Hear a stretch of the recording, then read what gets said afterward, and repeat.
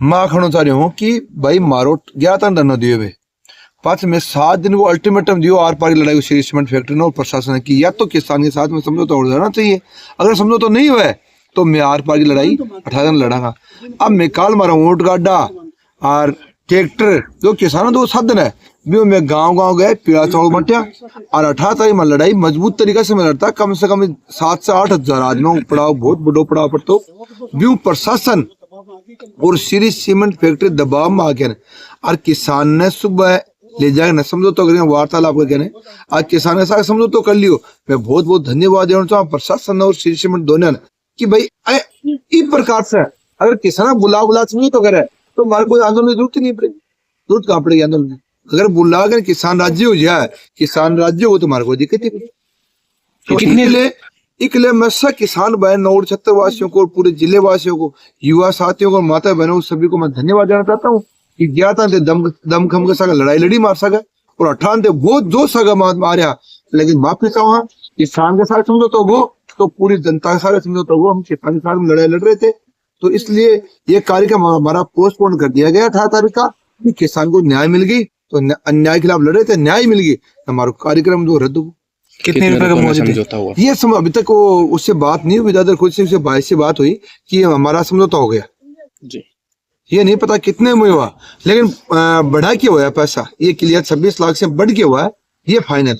जो 18 तारीख को आर पार की लड़ाई का धरना था, क्रांतिकारी धरना और क्रांतिकारी आगाज था और हजारों की संख्या में लोग आते किसान के न्याय के लिए, वो धरना आज स्थगित हुआ है। और वो स्थगित होने का कारण है कि किसान की जो मांग थी वो कंपनी के द्वारा मांग ली गई है। तो कंपनी को भगवान ने सद्बुद्धि दी, कंपनी को धन्यवाद, और किसान संतुष्ट हुआ है। किसान की हमारी फोन पे बात की है तो वो धरना हमारा है वो स्थगित हो रहा है। और इसके लिए बहुत बहुत धन्यवाद है पूर्व मंत्री राजेंद्र जी हुड्डा साहब को और आसपास के किसानों को, नौजवानों को, युवाओं को, जिन्होंने किसान की पीड़ा को समझते हुए समय पर आए और कंपनी पे दबाव बनाया और कंपनी अपनी बर्बरतापूर्ण जो उनका रवैया था उससे वो पीछे हटे और किसान की बात मानी। तो कंपनी को भी धन्यवाद। और हम आशा करते हैं कि भविष्य में भी जिस प्रकार बिदादर भाई पीड़ित है उस प्रकार यहाँ और बहुत किसान पीड़ित हैं, तो सब किसानों को, एक एक किसानों को सबको बुलाए और विश्वास में लेके सौहार्दपूर्ण माहौल में सभी किसानों का इसी प्रकार समझौता करें, सब किसानों को खुश रखे, ये हम आशा करते हैं।